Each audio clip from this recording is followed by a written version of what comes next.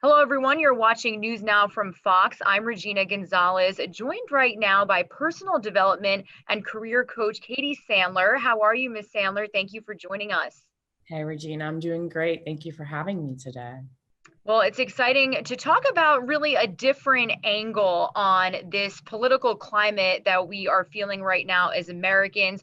We've watched a lot of heated debates. There's been a lot of campaigning. And up until this point, this political climate can really make Americans feel a stress and anxiety they've never felt before. So, can you explain what you've observed from recent studies and your own evaluations? Yeah, absolutely. Just taking the big picture into consideration, there's so much uncertainty, and with uncertainty comes fear and anxiety. And depending on, where you are and where you stand within our culture and our society, these are very stressful times because we don't know what's ahead in terms of our economy and our healthcare and things that really affect us daily, right? So lately, I've noticed a huge increase in people's levels of anxiety and stress and how it's affecting their daily lives. Now, you mentioned a lot of different factors. Do you feel that the COVID-19 pandemic can definitely add to the stress of politics at this time? Absolutely. I think they're going hand in hand and one's exacerbating the other. So we're coming into this election with a heightened sense of anxiety and uncertainty already. And now you add what's going on within our political climate on top of it. And it's a really well-founded reason for distress and anxiety right now.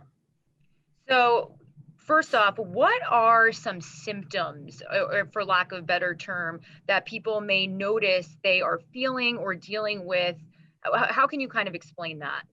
Yeah, I think that one of the number one things I'm noticing is people's sense of irritability is really heightened. So people are getting irritable much more easily. People are feeling a sense of stress that has affected their daily routine. So they're feeling more overwhelmed. You find that your relationships are becoming a bit more strained too. So these are kind of the top factors that seem to be happening. So, going off of that, can you break down ways that people can respond and react to these feelings? Yeah, well, I think what you just said is such a key factor, right? Is that there's a difference between reacting and responding. Reactions are typically our innate way of being, and a response is where we can make a choice on how we want to deal with something. So, believe it or not, that's probably the first place that we're going to start. And then the second thing that we're going to do might seem simple and something that people already know, but it's to practice gratitude. Gratitude really takes us out of this sense of heightened fear and anxiety. And it makes us live more presently with positive emotion and positive reinforcement. So, those are two really important ways of addressing our heightened levels of stress and anxiety right now over this political climate. Now, I think before we even spoke today, you mentioned a really good point. A lot of people, politics right now can affect their personal relationships. Can you explain that? Yeah, I think that unfortunately, we tend to get in a place of defense, right? So, whenever we start to talk about our political climate, I think everyone immediately gets on the defense because most of us don't have this conversation with an open and or compassionate way of being. So, in order to be able to feel as though we can, ease ourselves here, it's to be able to practice communicating around this in a much more understanding and compassionate way. Otherwise, it starts to really eradicate our relationships. Now, if people feel they are getting to a certain point, do you recommend they seek professional help?